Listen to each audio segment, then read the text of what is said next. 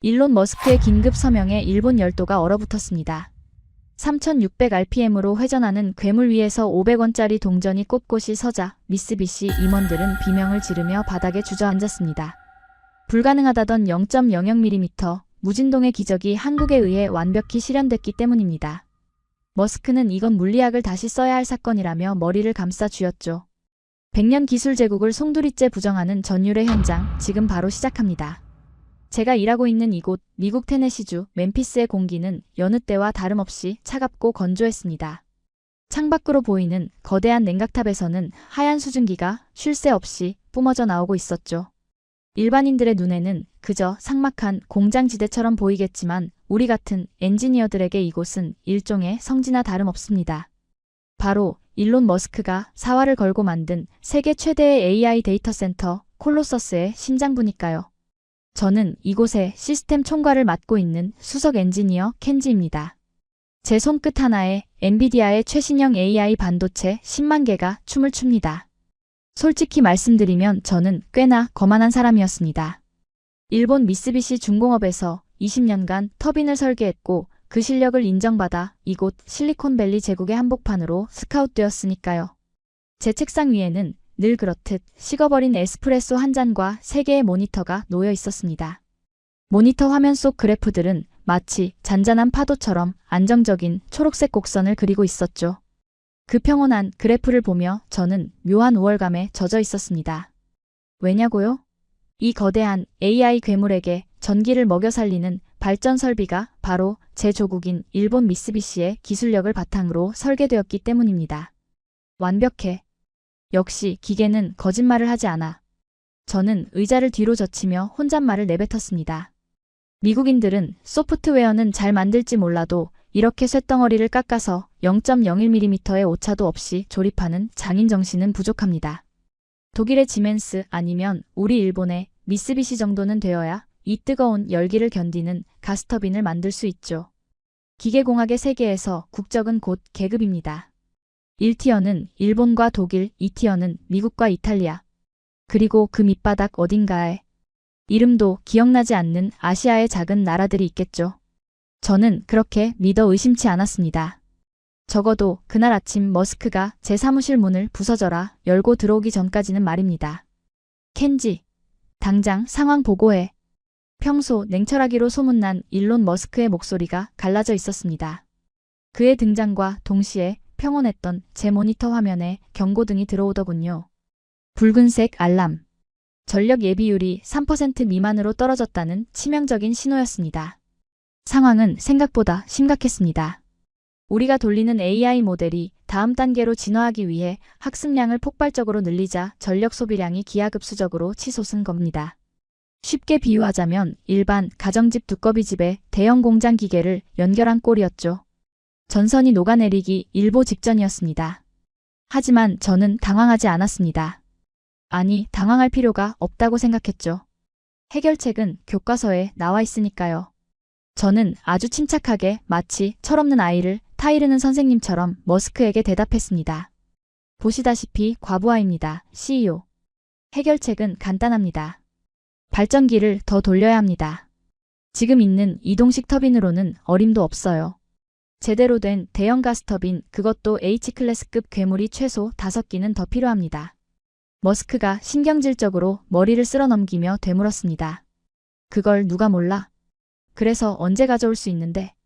저는 책상 위에 놓인 두꺼운 매뉴얼 파일처를 툭 치며 여유롭게 말했습니다. 미쓰비시 본사에 확인해봤습니다. 아시겠지만 지금 전 세계가 AI 붐이라 터빈 주문이 꽉 차 있습니다. 우리 대기 순번이 147번이더군요. 통상적인 제작 기간과 배송, 설치, 시운전까지 감안하면 빠르면 2029년 상반기쯤 가능합니다. 3년. 저는 그게 당연하다고 생각했습니다. 가스터빈은 붕어빵처럼 찍어내는 게 아닙니다. 1600도의 불지옥을 견뎌야 하는 인간이 만든 가장 정교한 기계입니다. 안전을 검증하고 설계를 수정하고 장인이 부품 하나하나를 깎는 시간. 그 기다림은 명품을 얻기 위한 당연한 대가였죠. 감히 돈 좀 있다고 새치기 할 수 있는 영역이 아니란 말입니다. 그런데 그때 머스크의 반응은 제 예상과는 전혀 달랐습니다. 그는 분노를 넘어 저를 경멸하는 눈빛으로 쳐다보더군요. 2029년? 켄지, 자네 지금 제정신이야? 3년 뒤면 AI 전쟁은 이미 끝나 있어. 난 지금 당장 전기가 필요하다고. 내일 당장 전기를 만들어낼 수 있는 놈을 찾아오란 말이야. 저는 억울했습니다. 아니, 황당했죠. 물리적으로 불가능한 걸 요구하니까요. 저는 엔지니어로서의 자존심을 걸고 딱 잘라 말했습니다. 불가능합니다. 이건 물리 법칙의 문제입니다. GE도 지멘스도 미쓰비시도 똑같습니다. 지구상 어떤 회사도 H급 터빈을 1년 안에 납품할 수는 없습니다. 그건 기술이 아니라 사기입니다. CEO. 현실을 직시하셔야죠. 제 말이 끝나기도 전에 머스크는 품 안에서 구겨진 서류 뭉치 하나를 꺼내 제 책상 위에 던졌습니다. 종이들이 팔랑거리며 제 커피잔 옆으로 흩어졌죠.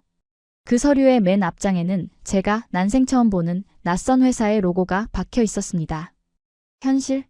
자네가 그 잘난 일본 매뉴얼을 읽고 있는 동안 난 현실을 바꿀 놈들을 찾아냈어. 저는 떨리는 손으로 서류를 집어들었습니다. 영문으로 적힌 계약서. 공급사는 두산 에너빌리티. 두산? 한국 기업이었습니다. 그리고 그 아래 적힌 납기일을 본 순간 저는 제 눈을 의심할 수밖에 없었습니다. 2026년 2월. 오늘이 2월 4일인데 납기가 2월이라고? 이건 말도 안 됩니다. 이미 배에 실었다는 뜻이잖아요. 저는 헛웃음을 터뜨리며 고개를 저었습니다. 이건 100% 사기극이거나 아니면 어디서 쓰다 버린 고철 덩어리를 주워온 게 분명했습니다. CEO 속으신 겁니다. 한국이요? 걔네들 불과 10년 전만 해도 우리 미쓰비시 도면 없으면 나사 하나 못 조이던 친구들입니다. 카피캣이라고요. 게다가 1600도를 견디는 H클래스를 1년 만에 만들어서 가져온다. 제가 제 엔지니어 생명을 걸고 장담하건대 그 기계는 돌리자마자 폭발할 겁니다. 멤피스 전체가 날아간다고요? 제 목소리는 격앙되어 있었습니다. 감히 삼류가 인류의 영역을 침범하려 하다니. 그것도 저급한 상술로 말이죠. 하지만 머스크는 이미 마음을 굳힌 듯 차가운 미소를 지으며 문고리를 잡았습니다. 폭발할지 안 할지는 두고 보면 알겠지. 켄지, 자네가 틀렸기를 기도해. 왜냐하면 그 카피캣들이 보낸 배가 지금 멤피스 항구에 들어오고 있거든. 쾅. 문이 닫혔습니다. 사무실에는 다시 정막이 흘렀지만 제 심장은 불쾌하게 요동치기 시작했습니다. 모니터 속의 붉은 경고등이 마치 저를 비웃는 것 같더군요. 저는 서류에 적힌 코리아라는 단어를 노려보며 식어버린 커피를 단숨에 들이켰습니다. 쓴맛이 혀끝에 감돌았습니다. 도대체 저들이 뭘 가져왔다는 걸까요? 아니, 애초에 저들에게 가져올 기술이라는 게 존재하기는 하는 걸까요? 저는 그때까지만 해도 꿈에도 몰랐습니다. 제가 삼류라고 비웃었던 그 나라가 제 인생에서 가장 뼈아픈 패배를 안겨줄 거대한 폭풍을 몰고 오고 있다는 사실을 말입니다. 머스크가 쾅 하고 문을 닫고 나가버린 사무실에는 무거운 침묵만이 감돌았습니다. 닫힌 문 너머로 그의 거친 발소리가 복도 끝으로 사라지는 동안 저는 멍하니 책상 위에 널브러진 계약서를 내려다보고만 있었죠. 두산. 그 선명한 파란색 로고가 마치 저를 비웃는 것 같아 속이 울렁거렸습니다. 진정하자, 켄지. 감정에 휘둘리지 마. 넌 이 구역 최고의 엔지니어잖아. 저는 떨리는 손으로 마우스를 잡았습니다. 머스크가 던지고 간 USB를 컴퓨터에 꽂자 모니터 화면 가득 두산이 제출한 기술 사양서가 팝업창으로 떠올랐습니다. 제 목표는 단순했습니다. 이 방대한 데이터 속에서 치명적인 결함이나 새빨간 거짓말을 찾아내는 것. 그래서 머스크에게 이것 보십시오. 역시 사기입니다. 물리적으로 불가능한 수치들 뿐입니다. 라고 증명하고 다시 우리 미쓰비시의 대기 순번을 기다리게 만드는 것이었죠. 가장 먼저 제 눈길을 끈 것은 열효율 항목이었습니다. 가스터빈의 성능을 결정짓는 성적표나 다름없는 숫자니까요. 복합발전 효율 63% 이상. 순간 저도 모르게 헛웃음이 터져나오더군요. 이게 얼마나 말도 안 되는 숫자인지 감이 오십니까? 우리 미쓰비시가 수십 년간 수조 원을 쏟아부어 만든 최신형 J클래스가 겨우 64%를 넘깁니다. 전 세계 수천 명의 박사들이 머리를 맞대고 0.1%를 올리기 위해 10년을 바칩니다. 그런데 고작 후발주자인 한국이, 그것도 5년 전만 해도 독자 모델 하나 없던 그들이 단숨에 63%를 찍었다고요? 이건 마치 동네 리틀 야구단 투수가 메이저리그 타자를 상대로 시속 160km 직구를 던졌다고 주장하는 꼴이었습니다. 뻔하군. 시뮬레이션 돌릴 때 조건을 조작했겠지. 실제 현장에선 50%도 안 나올 거야.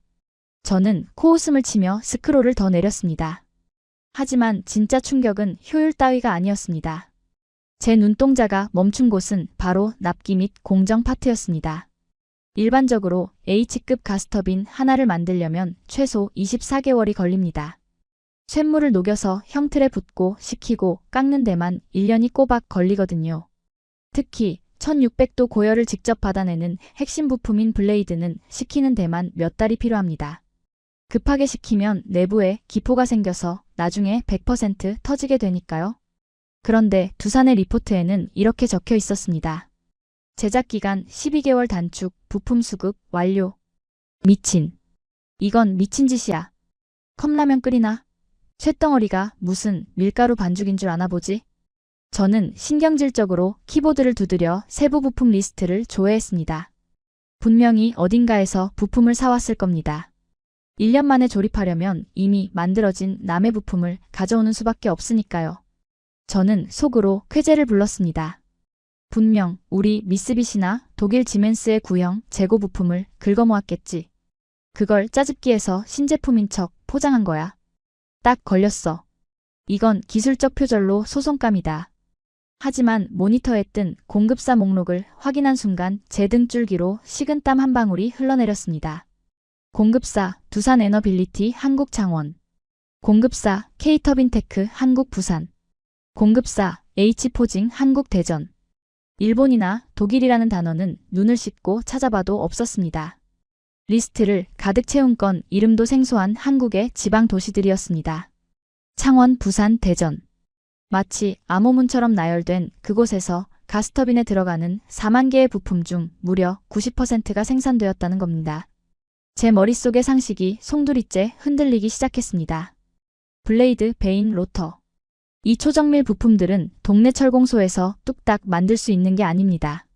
수천억 원짜리 장비와 수십 년 된 장인이 있어야만 가능한 예술의 영역이라고요. 그런데 한국이 이 모든 공급망을, 그것도 남의 도움 없이 국내에서 완성했다는 말입니까? 아니야, 이건 서류 조작이야. 원산지 세탁이라고. 저는 당장 전화기를 들어 일본 본사에 있는 옛 동료 사토에게 전화를 걸었습니다. 사토는 미쓰비시의 정보통이니 뭔가 알고 있을 테니까요. 신호음이 몇 번 가기도 전에 그가 전화를 받았습니다. 여보세요? 켄지? 오랜만이군. 무슨 일이야? 사토, 지금 내 앞에 한국 두산의 스펙시트가 있어. 솔직히 말해줘. 너네가 기술 판 거 아니지? 아니면 몰래 부품이라도 대줬어? 그렇지 않고서야 걔네가 1년 만에 납기를 맞출 수가 없잖아. 제 다급한 물음에 수화기 너머로 잠시 침묵이 흘렀습니다. 그리고 들려온 사토의 목소리는 평소와 달리 아주 낮고 진지하더군요. 켄지, 우리도 지금 비상이야. 경영기획실에서 난리가 났어. 두산 녀석들 우리한테 부품 요청한 적 없어. 소문에 의하면 창원 공장을 24시간 풀가동한다더군. 한국 중소기업 300개를 연합군처럼 묶어서 부품을 찍어내고 있대. 그게 말이 돼? 품질 관리가 된다고? 그게 무서운 점이야. 걔네들 독이 바짝 올랐어. 우리가 10년 전, 아니 13년 전에 기술 안 가르쳐주고 문전박대했던 거 기억나지? 기술은 국어라는 게 아니다 라고 쫓아냈었잖아. 그때부터 이를 갈고 국산화를 준비했나 봐. 켄지, 조심해. 걔네가 가져가는 물건 가짜가 아닐 수도 있어. 전화를 끄는 제 손은 미세하게 떨리고 있었습니다. 사토의 말대로라면 지금 태평양을 건너오고 있는 저 기계들은 단순한 짝퉁이 아니라 한국인들이 피와 땀으로 빚어낸 복수의 칼날이라는 뜻이 됩니다. 하지만 저는 인정할 수 없었습니다. 아니, 인정하고 싶지 않았죠. 20년간 제가 쌓아온 엔지니어로서의 프라이드, 그리고 일본 기술에 대한 절대적인 믿음이 무너지는 게 두려웠으니까요. 저는 애써 불안감을 억누르며 모니터 화면을 노려보았습니다. 그래, 빨리 만들었다는 건 그만큼 대충 만들었다는 증거야. 300개의 하청업체? 오합지졸일 뿐이지. 멤피스에 도착해서 전원을 켜는 순간 저 숫자들이 전부 거짓말이었다는 게 드러날 거야. 저는 자리에서 일어나 창밖을 내다보았습니다. 멀리 멤피스 항구 쪽 하늘에 시커먼 먹구름이 몰려오고 있었습니다. 마치 곧 닥쳐올 폭풍을 예고하듯이 말이죠. 머스크는 저 기계가 우리를 구원할 기적이라고 믿고 있지만 제 눈에는 째깍거리는 시한폭탄으로밖에 보이지 않았습니다. 과연 누가 옳았을까요? 100년의 역사를 가진 저의 경험일까요? 아니면 불과 10년 만에 기적을 만들었다고 주장하는 저들의 패기일까요? 답은 곧 밝혀질 겁니다. 그 불청객들이 멤피스 땅을 밟는 순간 말입니다. 그로부터 정확히 이틀 뒤 멤피스 현장에 그들이 도착했습니다. 저는 팔짱을 낀 채 데이터 센터 입구에 서서 저 멀리 지평선 너머로 다가오는 트레일러 행렬을 지켜보고 있었습니다. 솔직히 말해서 저는 그 순간까지도 일말의 기대를 하고 있었습니다. 급조된 기계들이 배송 중에 파손되었거나 포장을 뜯었을 때 여기저기 녹이 슬어있는 촌극이 벌어지기를 바랬죠. 그래야 제가 머스크에게 거보십시오, 싸구려가 다 그렇죠 라고 말할 명분이 생기니까요. 하지만 제 기대는 트레일러가 정문을 통과하는 순간부터 산산조각 나기 시작했습니다. 보통 건설 현장에 들어오는 중장비들은 기름때가 묻어있거나 투박한 나무 상자에 담겨오기 마련입니다. 그게 이 바닥의 상식이죠. 그런데 두산의 트레일러 위에 실린 5기의 가스터빈은 마치 애플 스토어에서 막 꺼낸 신제품처럼 하얀색 특수 방수막으로 진공 포장되어 있었습니다. 그 매끈한 표면 위에는 파란색 두산 로고와 태극기가 아주 선명하게 인쇄되어 있더군요. 먼지 한 톨 허용하지 않겠다는 강박적인 결벽증이 느껴질 정도였습니다. 포장만 번지르르하게 했군. 알맹이가 중요하지. 저는 애써 비꼬며 검수팀을 이끌고 트레일러 쪽으로 다가갔습니다. 그때 인솔 차량에서 한국 측 엔지니어들이 내렸습니다. 그리고 그들의 첫인상은 제가 20년 전 기억하고 있던 한국 아저씨들의 이미지와는 너무나 달랐습니다. 제 머릿속의 한국 기술자는 기름때 묻은 작업복을 입고 목장갑을 낀 채 빨리빨리를 외치며 뛰어다니는 땀냄새 나는 이미지였습니다. 믹스커피를 종이컵에 타 마시며 담배를 피우는 그런 70년대식 산업역군 말입니다. 하지만 차에서 내린 30여 명의 한국팀은 달랐습니다. 그들은 전원 다크 네이비 색상의 슬림한 유니폼을 맞춰 입고 있었고 손에는 담배 대신 1리터짜리 거대한 텀블러를 하나씩 들고 있었습니다. 투명한 텀블러 안에서 얼음이 달그락거리는 소리가 들리더군요. 영하에 가까운 날씨에 아이스 아메리카노라니. 마치 혈관에 카페인을 주입해서 기계처럼 움직이겠다는 의지처럼 보여 섬뜩하기까지 했습니다.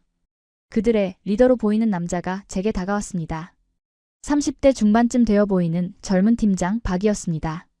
반갑습니다, 켄지 씨. 우린 준비됐습니다. 그의 영어는 유창했고 태도는 기분 나쁠 정도로 차분했습니다.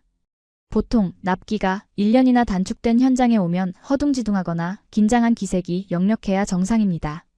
하지만 박 팀장의 눈빛은 마치 산책 나온 사람처럼 건조했죠. 저는 기선을 제압하기 위해 일부러 까칠하게 나갔습니다. 반갑지 않습니다, 미스터 박. 우리는 지금 시간이 없어요. 당장 설치 매뉴얼과 종이 도면 50세트 가져오세요. 우리 검수팀이 하나하나 대조해봐야 하니까. 보통 이러면 트럭에서 종이 뭉치를 꺼내느라 진땀을 뺍니다. 두꺼운 도면 수천 장을 현장 바닥에 깔아놓고 허둥대는 꼴을 보며 훈수를 둘 생각이었습니다. 그런데 박 팀장은 표정 하나 변하지 않고 자신의 가슴팍에서 얇은 태블릿 PC 하나를 꺼내 제게 건네더군요. 종이 도면은 안 씁니다. 여기 QR코드 찍으시면 저희 클라우드 서버에 접속됩니다. 3D 모델링, 부품 리스트, 공정 현황까지 실시간으로 보실 수 있습니다. 뭐라고요?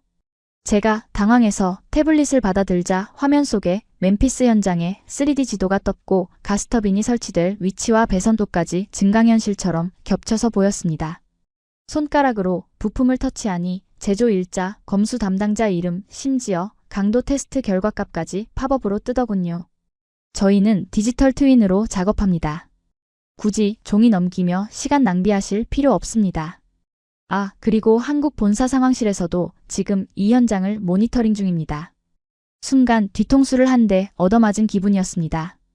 저는 아날로그의 꼼꼼함을 무기로 삼으려 했는데 저들은 이미 디지털의 속도로 무장하고 있었습니다. 일본 미쓰비시가 도장 찍힌 서류 결제를 받으러 다닐 때 한국은 지구 반대편에서 태블릿 하나로 현장을 지휘하고 있었던 겁니다. 시스템은 그럴듯하군요. 하지만 기계는 소프트웨어가 아닙니다. 쇳덩어리는 거짓말을 안 하죠. 저는 태블릿을 돌려주며 본체 검수를 지시했습니다. 포장 뜯어. 1호기 블레이드부터 확인한다. 거대한 진공 포장이 찢겨나가고 드디어 한국산 H클래스 가스터빈의 실체가 드러났습니다. 길이 13m, 무게 300톤의 육중한 금속 괴물. 아침 햇살을 받아 번쩍이는 그 자태에 현장에 있던 미국 인부들조차 와우 하며 탄성을 내뱉었습니다. 저는 매의 눈으로 터빈의 핵심인 로터와 블레이드 쪽으로 다가갔습니다. 이곳이 가장 기술력이 드러나는 부위입니다. 주조 기술이 부족하면 표면에 미세한 기포 자국이 있거나 연마 상태가 고르지 못하거든요. 저는 장갑을 벗고 맨손으로 블레이드 표면을 훑었습니다. 흠집 하나라도 찾아내서 이거 불량이야 라고 소리칠 준비를 하면서 말입니다. 그런데 손끝에 닿는 감촉이 기괴할 정도로 매끄러웠습니다. 마치 금속이 아니라 유리를 만지는 듯한 느낌. 나노 단위까지 연마된 표면은 제 얼굴이 거울처럼 비칠 정도였습니다. 용접 부위는 아예 찾을 수도 없었습니다. 보통은 용접 자국이 지렁이처럼 남기 마련인데 이건 마치 3D 프린터로 한 번에 찍어낸 것처럼 이음새가 완벽하게 녹아들어 있었습니다. 이게 주조품이라고? 깎아서 만든 게 아니라? 제가 혼잣말로 중얼거리자 옆에 있던 박 팀장이 빨대에서 입을 떼며 무심하게 대답했습니다. 3D 프린팅 공법을 일부 적용했습니다. 냉각 유로를 더 정밀하게 뚫으려면 주조로는 한계가 있어서요. 창원 공장에서는 AI가 24시간 감시하면서 레이저로 깎습니다. 사람이 손으로 하는 것보다 오차가 100분의 1로 줄어들죠. 1600도를 견디기 위해 터빈 날개 안에 머리카락보다 얇은 구멍을 수백 개 뚫어야 하는데 그걸 사람이 아닌 AI와 레이저로 했다는 겁니다. 일본 장인들이 돋보기 쓰고 땀 흘리며 구멍 뚫을 때 한국은 자동화 시스템으로 찍어냈다는 소리였죠. 시스템. 그래, 시스템의 차이였어. 저는 그제야 1년이라는 납기가 어떻게 가능했는지 이해가 가기 시작했습니다. 이들은 단순히 손이 빠른 게 아니었습니다. 설계부터 제작, 검수, 물류까지 모든 과정이 하나의 거대한 반도체 회로처럼 연결되어 있었습니다. 한국인 특유의 빨리빨리 문화가 디지털 기술을 만나자 압도적인 효율이라는 무기로 진화한 것입니다. 설치 작업이 시작되자 그 효율은 공포스러울 정도였습니다. 크레인이 부품을 내리면 아래서 기다리던 엔지니어들이 말 한마디 없이 착착 조립해 나갔습니다. 고성도, 욕설도, 담배 연기도 없었습니다. 그저 드릴 소리와 태블릿 체크하는 소리, 그리고 가끔씩 아이스 아메리카노 얼음 흔드는 소리만 들릴 뿐이었죠. 마치 잘 훈련된 특수부대의 작전을 보는 것 같았습니다. 그 모습을 지켜보던 제 등 뒤로 식은땀이 흘렀습니다. 제가 알던 추격자 한국은 이제 없었습니다. 지금 제 눈앞에 있는 건 낡은 매뉴얼을 붙들고 있는 우리 일본을 비웃기라도 하듯 저만치 앞서 달려가고 있는 디지털 괴물들이었습니다. 하지만 저는 인정할 수 없었습니다. 아니, 인정하면 안 됐습니다. 겉모습이 번지르르하다고 성능까지 좋을 수는 없으니까요. 그래, 조립은 잘할 수 있어. 레고 블록 맞추는 거랑 똑같으니까. 하지만 불을 붙이면 다를걸? 저는 흔들리는 멘탈을 부여잡으며 애써 냉소를 지었습니다. 겉만 매끈한 저 쇳덩어리가 1600도의 화염을 만나는 순간 비명을 지르며 녹아내릴 것이라고 주문을 걸었죠. 그렇게라도 생각하지 않으면 제 20년 엔지니어 인생이 통째로 부정당할 것만 같은 공포가 밀려왔기 때문입니다. 이건 기계가 아니야. 거대한 세트장이야. 그래, 할리우드 영화 세트장이라고. 설치 작업은 제 상식을 모독하는 수준으로 빠르게 끝났습니다. 통상 3개월이 걸려야 마땅한 공정이 불과 3주 만에 종료된 겁니다. 한국팀이 썰물처럼 빠져나간 뒤 텅 빈 데이터 센터 한복판에 덩그러니 놓인 5기의 가스터빈을 보며 저는 숨이 턱 막혀오는 것을 느꼈습니다. 너무나 완벽했습니다. 그게 문제였습니다. 기계라는 건 특히 이런 거대 플랜트 설비는 설치 과정에서 유격이 생기고 배선이 꼬이고 바닥에 기름때가 좀 묻어 있어야 정상입니다. 그게 현장의 맛이고 인간적인 오차범위라는 거죠. 그런데 두산의 터빈은 달랐습니다. 마치 CG로 그려놓은 것처럼 먼지 하나 없이 섬뜩하게 깨끗했습니다. 용접 부위는 현미경으로 들여다봐도 비드 자국 하나 없이 매끈했고 바닥에는 나사 하나 굴러다니지 않았습니다. 흡사, 수술실, 아니 영안실 같은 차가운 정적만이 감돌고 있었죠. 저는 목을 조여오는 넥타이를 거칠게 잡아당겨 느슨하게 풀었습니다. 갑자기 밀려오는 현기증에 비틀거리며 터빈의 외벽을 짚었지만 손바닥에 전해지는 건 차가운 금속의 냉기뿐이더군요. 식은땀이 셔츠 등판을 축축하게 적시고 위장 깊은 곳에서부터 알 수 없는 구토감이 치밀어 올랐습니다. 인정할 수 없었습니다. 인정하는 순간 제가 평생을 바쳐 믿어온 일본 기술 제일주의라는 견고한 성벽이 모래성처럼 무너지는 꼴이 되니까요. 찾아내. 반드시 결함을 찾아내야 해. 하드웨어가 완벽하다면 분명 소프트웨어에서 눈속임을 했을 거야. 저는 먹잇감을 찾는 하이에나처럼 눈을 번뜩이며 중앙통제실로 뛰어 들어갔습니다. 제 목표는 단 하나, 그들의 제어 로직을 뜯어내 치명적인 오류를 찾아내는 것. 효율 63%는 물리적으로 불가능하니 분명 안전장치를 몰래 해제해 놓은 꼼수를 썼을 거라고 확신했거든요. 저는 소스 코드를 한 줄 한 줄 훑어내려갔습니다. 제 눈동자가 모니터 위를 쉴 새 없이 오갔고 마우스를 쥔 오른손은 덜덜 떨리고 있었습니다. 제발, 제발 나와라.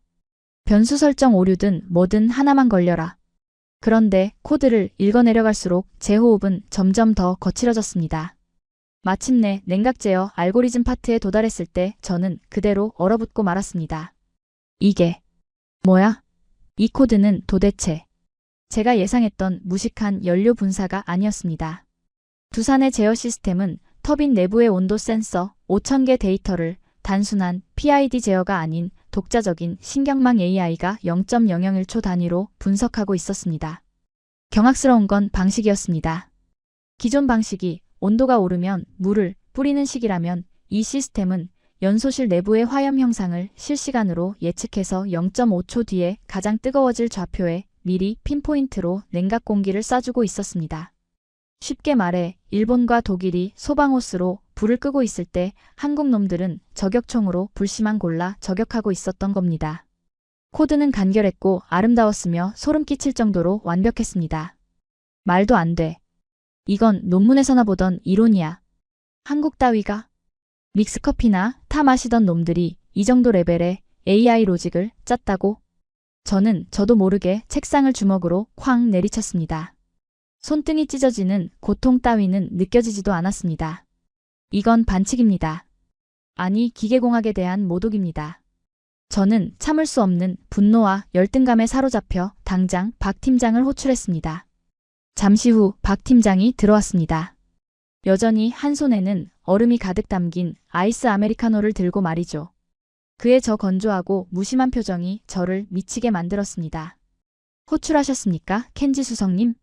저는 모니터를 손가락질하며 고래고래 소리를 질렀습니다. 목소리가 흉하게 갈라졌지만 체면을 차릴 겨를이 없었습니다. 이봐요, 박. 당신들 제정신이야? 안전마진을 이렇게 타이트하게 잡으면 어떡해요? 예측 제어? 웃기지 말라고 해. 센서 하나만 튀어도 바로 과열로 폭발합니다. 멤피스를 불바다로 만들 셈이야?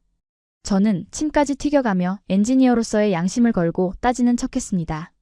하지만 속으로는 알고 있었습니다. 이게 억지라는 것을요. 단지 두려웠던 겁니다. 저 기술이 진짜라면 우리 같은 아날로그 엔지니어들은 박물관 전시품으로 전락할 테니까요. 박 팀장은 재고함에도 눈 하나 깜짝하지 않았습니다. 오히려 떼쓰는 어린아이 보듯 딱하다는 눈빛으로 쳐다보더군요. 그는 빨대를 입에 물고 한 모금 들이키더니 태블릿 화면을 제 눈앞에 들이밀었습니다. 수석님, 그건 10년 전 GE 매뉴얼 기준이고요. 저희 시스템은 센서가 고장나면 AI가 가상 센서를 즉시 생성합니다. 센서 없이도 온도를 읽는다고요.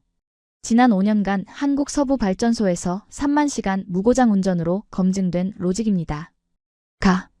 가상 센서? 소설 쓰지 마. 소설 아닙니다. 멤피스의 여름이 40도를 넘든 습도가 90%를 찍든 상관없습니다. AI가 알아서 학습하니까요. 그의 논리 정연한 반박에 저는 입만 뻥긋거렸습니다. 논리가 바닥나자 저는 감정에 호소하며 바락바락 우겼습니다. 만약 사고 나면 당신이 책임질 거야? 당신네 회사가 감당할 수 있어? 제 얼굴이 불그락푸르락해지는 동안 박 팀장은 짧게 한숨을 내쉬더니 아주 차갑게 쐐기를 박더군요. 책임은 결과가 말해줄 겁니다. 걱정 마십시오. 내일 뻗는 건 저희 기계가 아니라 아마 켄지 수석님의 그 낡은 고정관념일 테니까요. 그는 정중하게 목례를 하고 돌아나갔지만 그 뒷모습은 저에게 거대한 절벽처럼 느껴졌습니다. 자동문이 닫히는 소리가 마치 제 인생의 막이 내리는 소리처럼 들렸습니다. 혼자 남겨진 통제실에서 저는 의자에 주저앉았습니다. 손수건을 꺼내 이마에 맺힌 식은땀을 닦아냈지만 셔츠 속까지 파고든 한기는 사라지지 않았습니다. 심장은 불규칙하게 요동치고 손끝은 마비된 듯 저려왔습니다. 아니야, 저놈들은 거짓말을 하고 있어. 다 쇼야. 실제로 불을 붙이면 다를 거야. 저는 지독한 인지 부조화의 늪에 빠져 허우적대고 있었습니다. 눈앞의 모든 증거는 한국의 압도적 승리를 가리키는데 제 뇌는 일본의 패배를 받아들이기를 거부하며 비명을 지르고 있었죠. 마치 지동서를 처음 들은 중세시대의 늙은 신부처럼 저는 필사적으로 낡은 성경책을 끌어안고 있는 꼴이었습니다. 그날 밤 저는 호텔로 돌아가지 못했습니다. 때마침 일본 미쓰비시 본사의 기술 고문이자 제 스승이었던 야마모토 이사가 시운전 참관을 위해 공항에 도착했다는 문자가 왔습니다. 평소 같았으면 마중 나갔겠지만 저는 휴대폰을 꺼버렸습니다. 글을 보면 이사님, 우리가 졌습니다. 저들은 괴물입니다. 라고 고백해버릴 것만 같아서였죠. 대신 저는 불 꺼진 벙커 같은 사무실에 처박혀 CCTV 모니터 속 현장을 멍하니 지켜보고 있었습니다. 어둠 속에 웅크리고 있는 5기의 가스터빈이 마치 거대한 포식자처럼 보였습니다. 저 녀석들이 내일 아침 잠에서 깨어나 포효하는 순간 제가 20년간 쌓아올린 경력과 자존심이 모조리 잿더미가 될 것 같다는 불길한 예감이 저를 잠식했습니다. 새벽 3시 극심한 불안감에 위경련이 일어났습니다. 저는 떨리는 손으로 책상 서랍을 뒤져 신경안정제 2알을 꺼내 물도 없이 씹어 삼켰습니다. 쓴 약 기운이 목구멍을 타고 넘어갔지만 머릿속에서 울리는 사이렌 소리는 멈추지 않았습니다. 터질 거야. 터져야만 해. 제발. 폭발해라. 그래야 내가 살아. 이건 엔지니어로서 결코 해서는 안 될 저주였습니다. 내일 사고가 나면 수천억 원이 날아가고 사람이 다칠 수도 있습니다. 하지만 그때 저는 너무나도 비겁하고 약해 빠진 인간이었습니다. 한국이 실패하기를, 그래서 내일 현장이 아수라장이 되기를 바라는 그 추악한 마음만이 제가 붙들 수 있는 유일한 동아줄이었으니까요. 창밖이 푸르스름하게 밝아오고 있었습니다. 결전의 날, 운명의 아침이 밝아오고 있었죠. 저는 충혈된 눈을 비비며 마지막 보고서를 작성하기 시작했습니다. 보고서의 제목은 두산 가스터빈 시운전 실패 예상 시나리오. 내용은 온통 진동과다, 블레이드 파손, 데이터 센터, 전력망 붕괴 같은 자극적이고 공포스러운 단어들로 채워 넣었습니다. 팩트는 하나도 없었습니다. 오직 제 공포심이 만들어낸 망상뿐이었죠. 타자기를 두드리는 제 손가락 끝이 덜덜 떨렸습니다.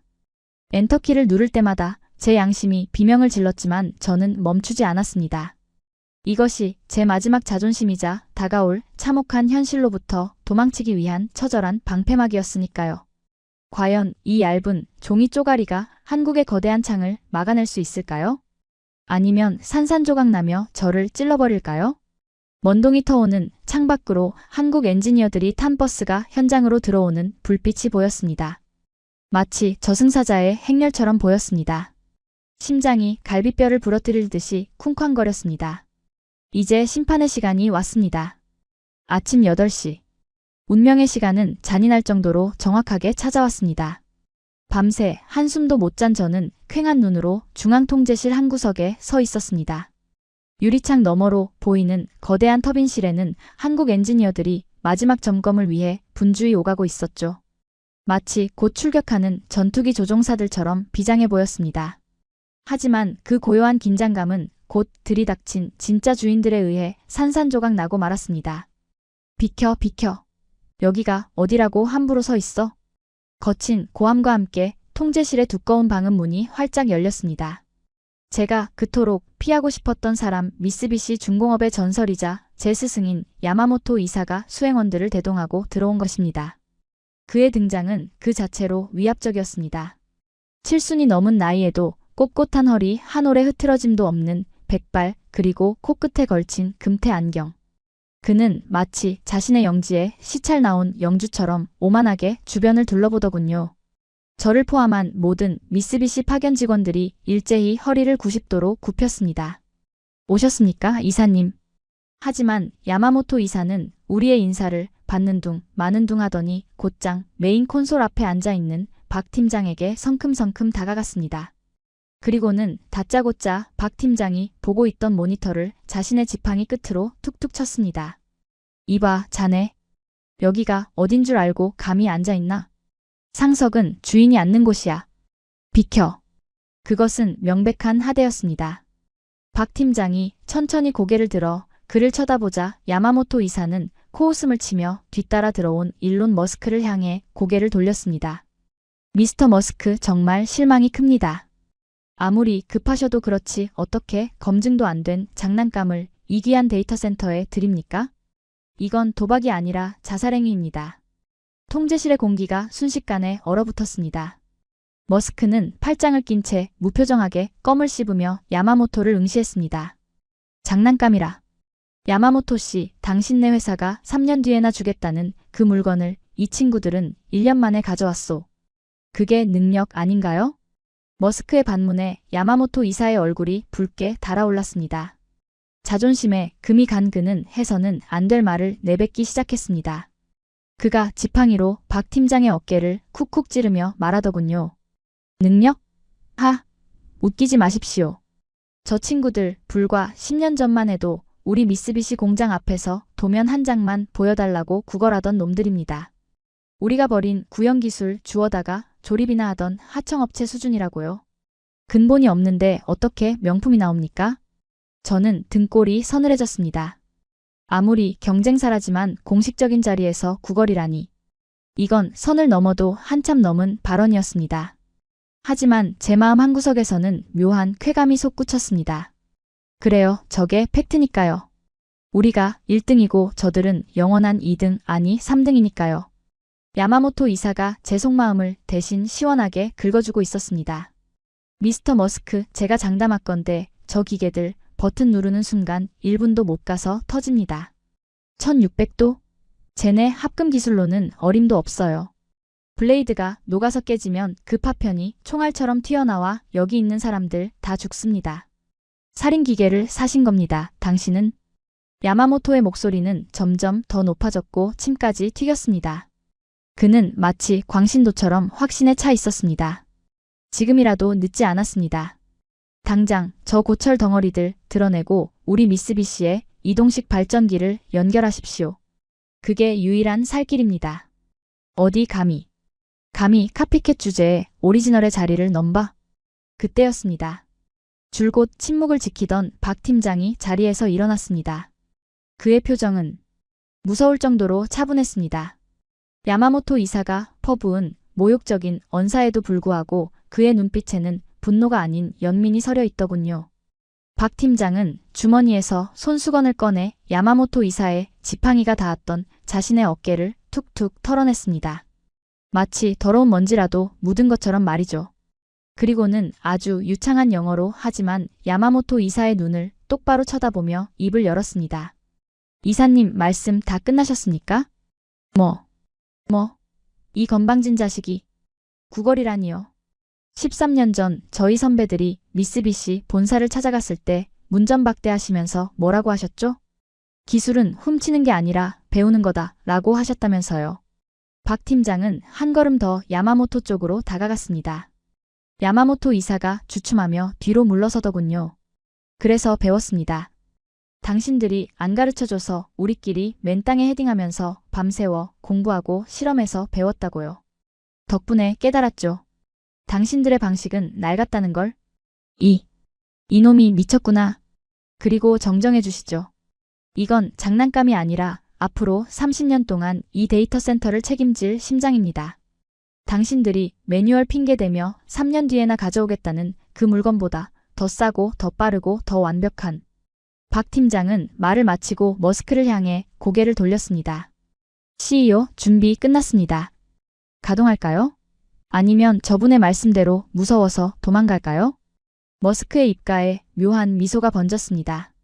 그는 씹던 껌을 휴지에 뱉더니 야마모토 이사를 보며 어깨를 으쓱했습니다. 글쎄, 난 겁쟁이는 아닌데. 야마모토 씨, 당신이 그렇게 확신한다면 내기 하나 할까요? 머스크의 제안에 야마모토 이사가 씩씩거리며 되물었습니다. 내기? 무슨 내기입니까? 만약 저 터빈이 폭발하면 내가 당신네 회사에 위약금 10배를 물어주고 전량 미쓰비시로 교체하겠소. 하지만 머스크의 눈빛이 매섭게 빛났습니다. 만약 저게 정상적으로 돌아간다면 당신은 지금 이 순간부로 내 눈앞에서 그리고 이 업계에서 영원히 사라져 주시오. 내 데이터 센터에 낡은 사고방식을 가진 사람은 필요 없으니까. 야마모토 이사는 잠시 멈칫했지만 곧 자존심을 세우며 코웃음을 쳤습니다. 좋습니다. 받아들이죠. 어차피 터질 테니까요. 켄지, 자네도 들었지? 내 보고서 준비해. 그는 저를 보며 소리쳤습니다. 저는 품 안에 숨겨두었던 실패 예상 시나리오 보고서를 꽉 쥐었습니다. 손에 식은땀이 흥건했습니다. 이제 돌이킬 수 없습니다. 판이 너무 커졌습니다.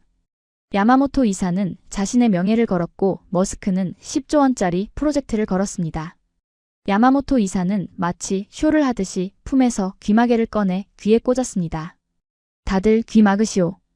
굉음과 함께 박살이 날 테니 폭죽놀이 구경이나 합시다. 그는 팔짱을 끼고 의기양양하게 유리창 너머 터빈을 노려보았습니다. 저 오만함. 저 확신. 저도 저렇게 믿고 싶었습니다. 아니, 믿어야만 했습니다. 한국산 기계가 터져야 제가 살고 미쓰비시가 삽니다. 시동 시퀀스 개시. 10초 전. 안내방송이 흘러나왔습니다. 박 팀장이 콘솔 위에 시작 버튼 커버를 열었습니다.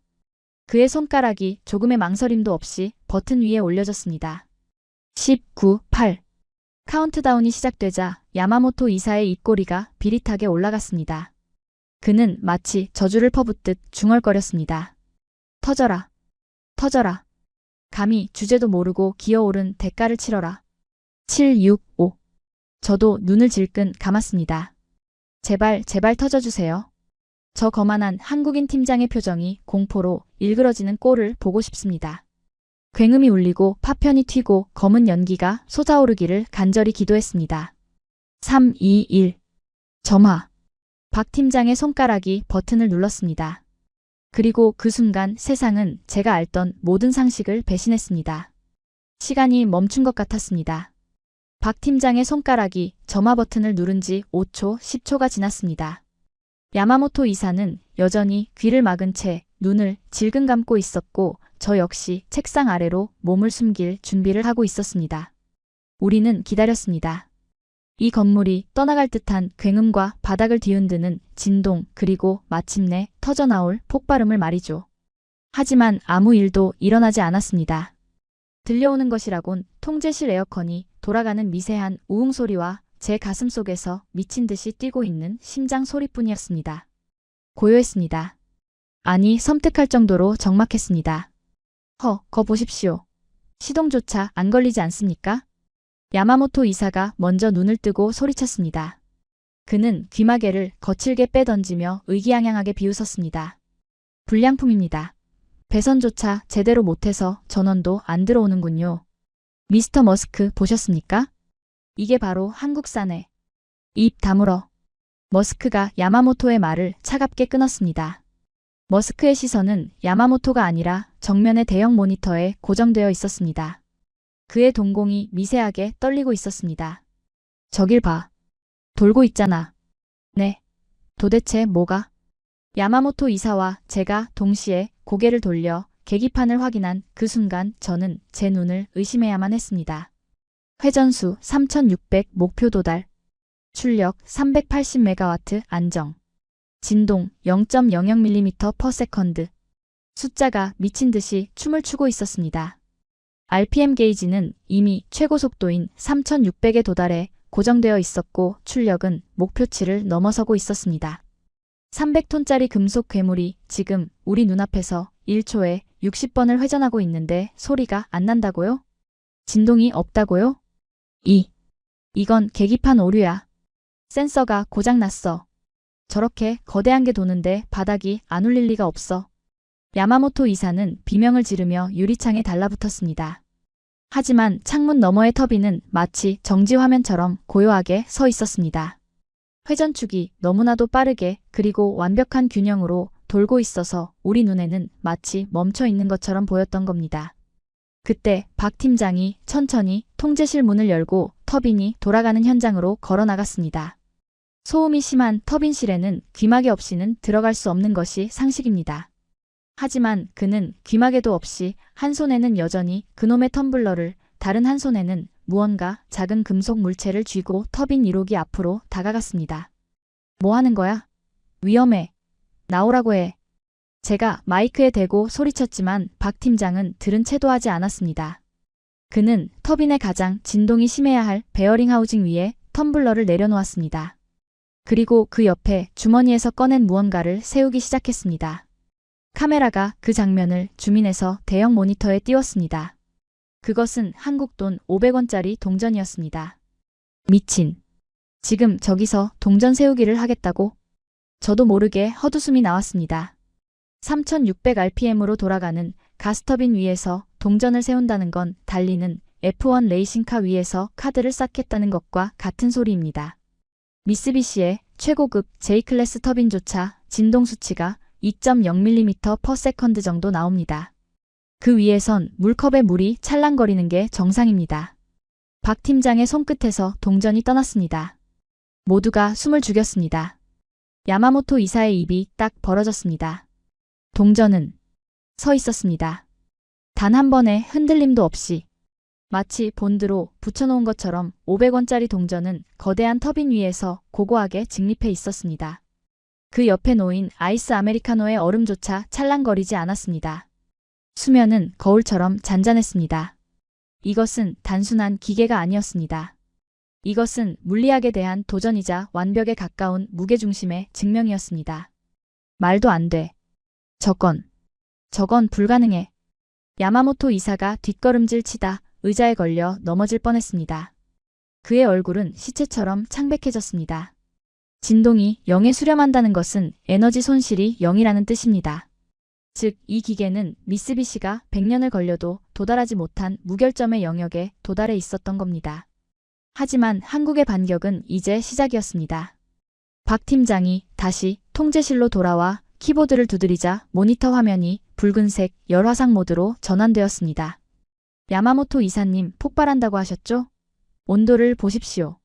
화면에는 터빈 내부의 연소실 상황이 실시간 3D로 떠올랐습니다.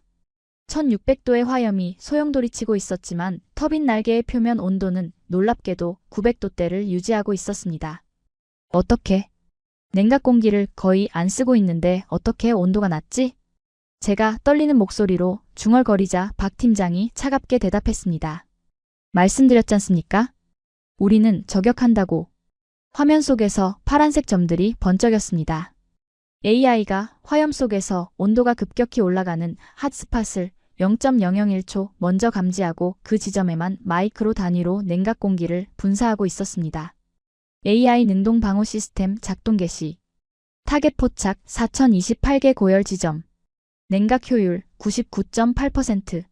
모니터에 뜬 문구는 마치 전투기의 사격 통제 장치 같았습니다. 두산의 AI는 단순히 기계를 돌리는 게 아니라 엔트로피와의 전쟁을 수행하고 있었습니다.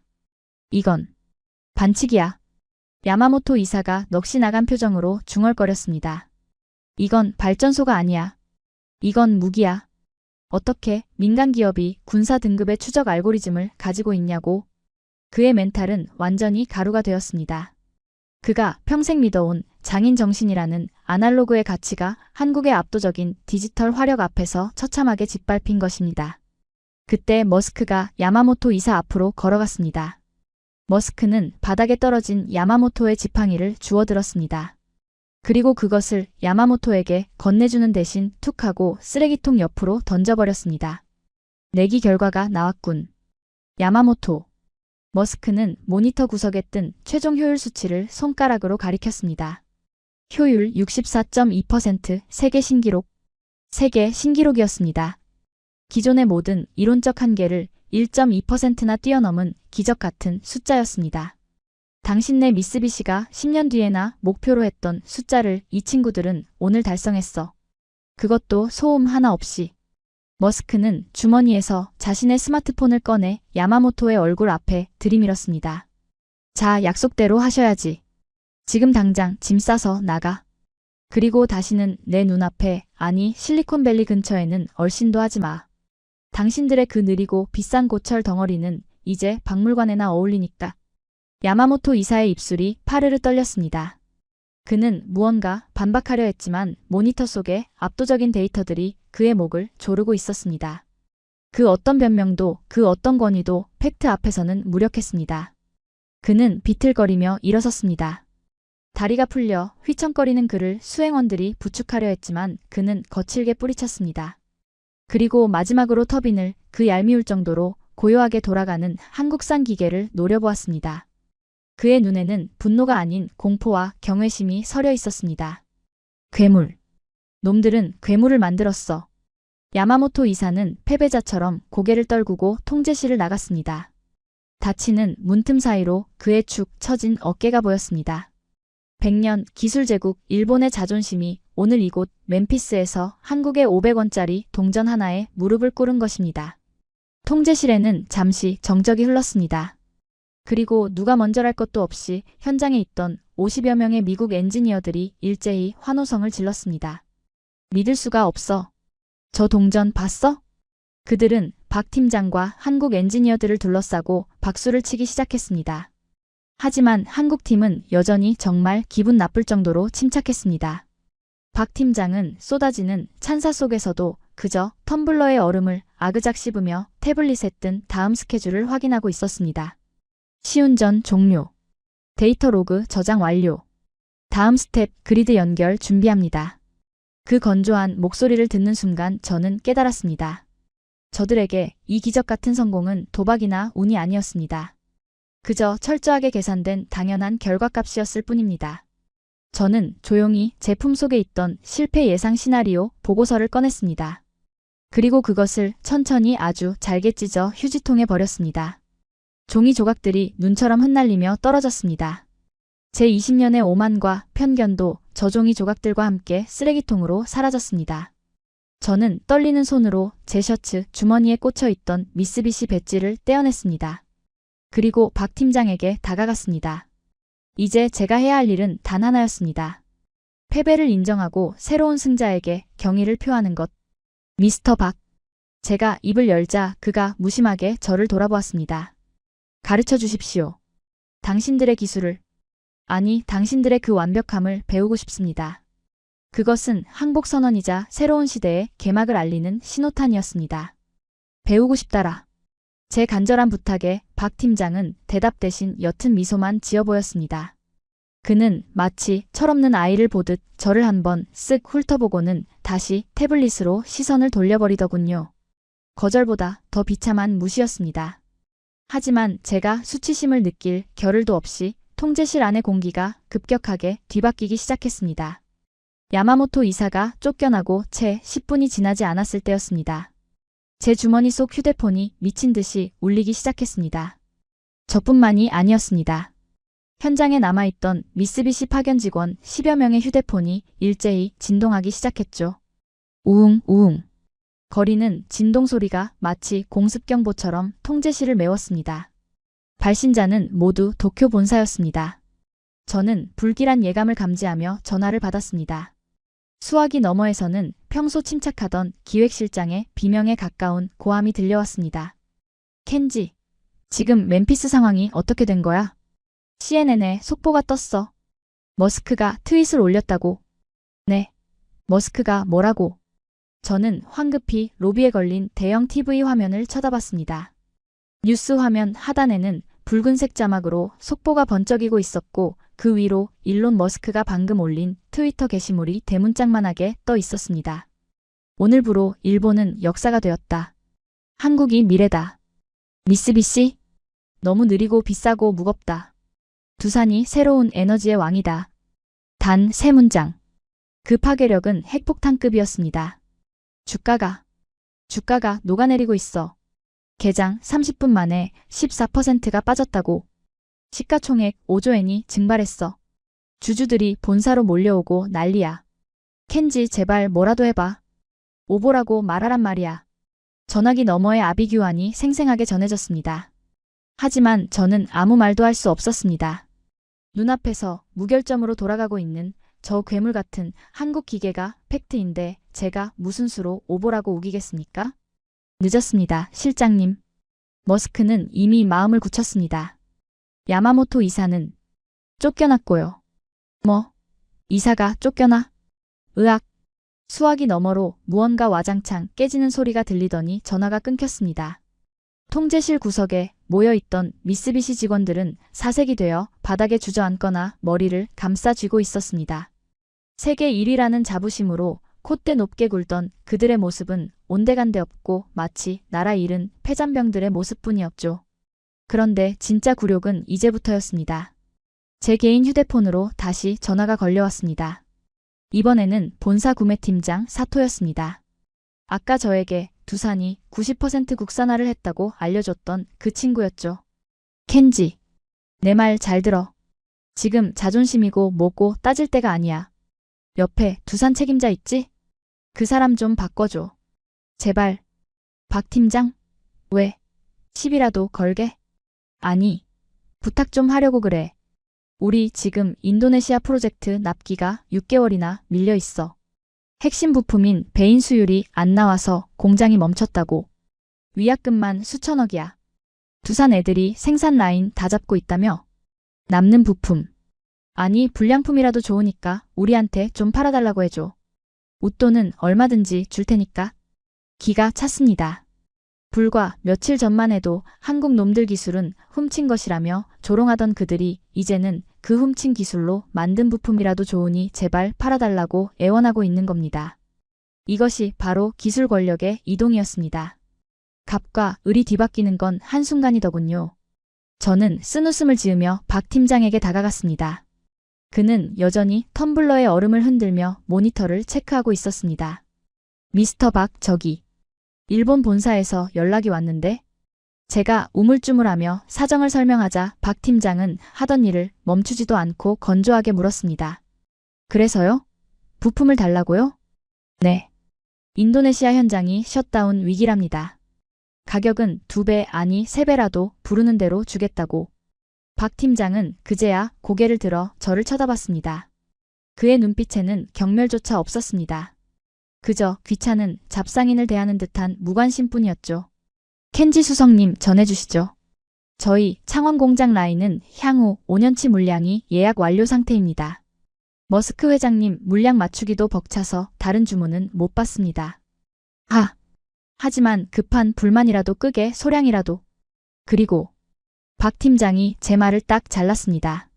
설령 남는 게 있다 해도 미쓰비시에는 안 팝니다. 13년 전 저희가 부품 하나만 달라고 사정했을 때 당신들이 뭐라고 했는지 기억하십니까? 기술이 없으면 존중도 없다 라고 하셨죠. 그대로 돌려드리겠습니다. 그는 차갑게 말을 맺고는 다시 모니터로 고개를 돌렸습니다. 일본을 위한 부품은 없습니다. 확인사살이었습니다. 저는 그 말을 듣는 순간 얼굴이 화끈거려 쥐구멍이라도 찾고 싶었습니다. 그리고 우리가 저들에게 했던 모욕이 그대로 부메랑이 되어 돌아와 우리의 뒤통수를 후려갈긴 것입니다. 저는 전화기를 다시 귀에 댔습니다. 사토가 숨을 헐떡이며 기다리고 있었습니다. 야, 뭐래? 준대. 뭘 말해? 사토. 포기해. 줄 서래. 뭐? 줄을 서? 우리가 미쓰비시야. 감히 누구한테 줄을 서라고. 그 미쓰비시 간판 이제 안 통해. 여기선 두산이 갑이야. 2030년까지 우리 차례는 안 온대. 그러니까 위약금 준비해라. 저는 사토의 절규를 뒤로 한 채 전화를 끊어버렸습니다. 더 이상 듣고 있을 수가 없었습니다.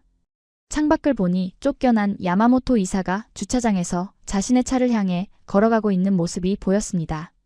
그런데 항상 그를 수행하던 비서와 운전기사가 보이지 않았습니다. 그들은 이미 새로운 권력인 머스크와 두산 쪽에 줄을 대기 위해 떠나버린 거겠죠. 칠순의 노인이 비틀거리며 직접 차문을 여는 그 뒷모습은 몰락한 제국의 마지막 황제처럼 처량하기 그지없었습니다. 그러게. 왜 건드렸습니까? 그냥 조용히 있었으면 2등이라도 했을 텐데. 저는 속으로 혀를 찼습니다. 주제 파악을 못하고 덤빈 대가는 너무나 가혹했습니다. 미쓰비시의 주가는 휴지 조각이 될 것이고 글로벌 에너지 시장에서의 신뢰도는 바닥을 칠 겁니다. 일본제는 튼튼하다는 100년의 신화가 오늘 멤피스에서 한국제는 완벽하다는 새로운 팩트에 의해 산산조각 났으니까요. 이제 이곳 멤피스 데이터 센터의 주인은 명확했습니다.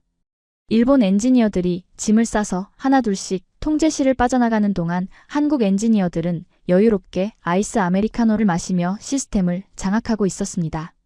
그 잔혹하고도 아름다운 세대교체의 현장에서 저는 제가 설 자리가 완전히 사라졌음을 뼈저리게 느꼈습니다. 하지만 슬프기보다는 오히려 후련했습니다.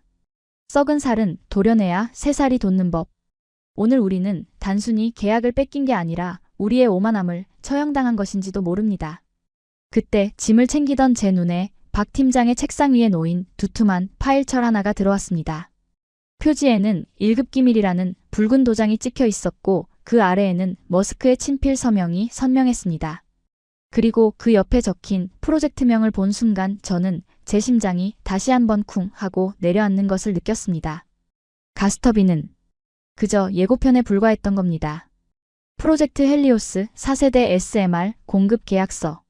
파일철의 첫 장을 넘긴 제 손이 미세하게 떨렸습니다. 가스터빈은 그저 시작에 불과했습니다.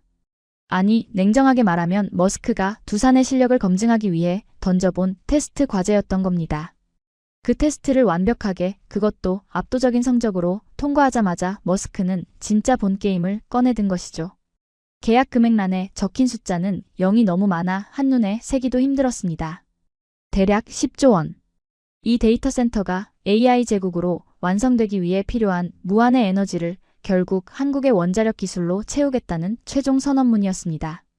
그것도 보셨습니까?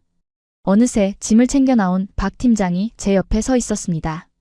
그는 제가 들고 있는 기밀 문서를 보고도 전혀 당황하지 않았습니다.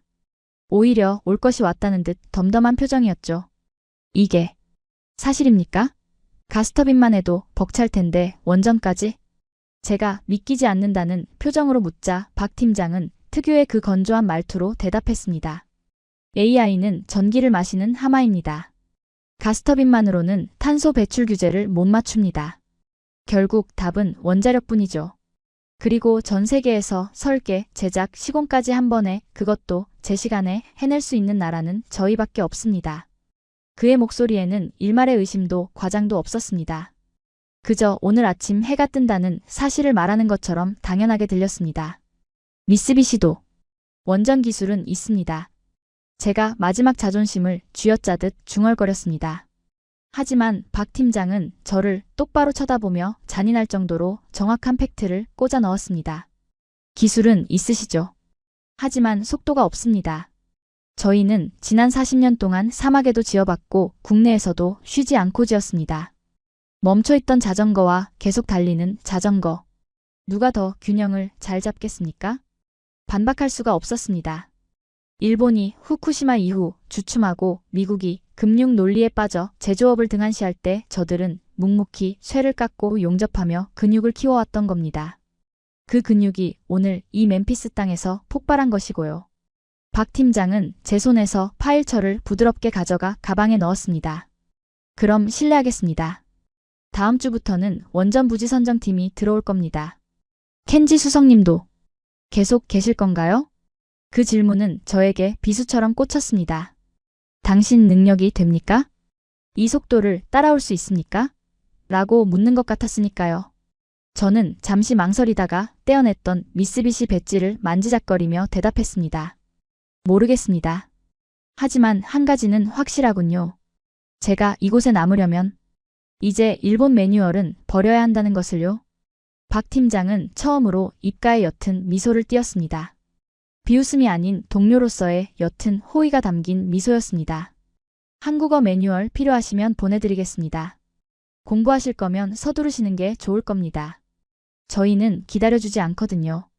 그는 정중하게 목례를 하고는 뒤도 돌아보지 않고 통제실을 빠져나갔습니다. 자동문 너머로 보이는 주차장에는 이미 한국팀을 태울 버스가 대기하고 있었습니다. 그들은 승리감에 도취되어 샴페인을 터뜨리지도 시끄럽게 떠들지도 않았습니다. 그저 다음 현장, 다음 미션을 향해 조용하고 신속하게 이동할 뿐이었습니다. 그 뒷모습이 마치 잘 벼려진 칼날처럼 서늘하고도 아름다워 보였습니다. 저는 통제실 창가에 서서 그들이 떠나는 모습을 지켜보았습니다.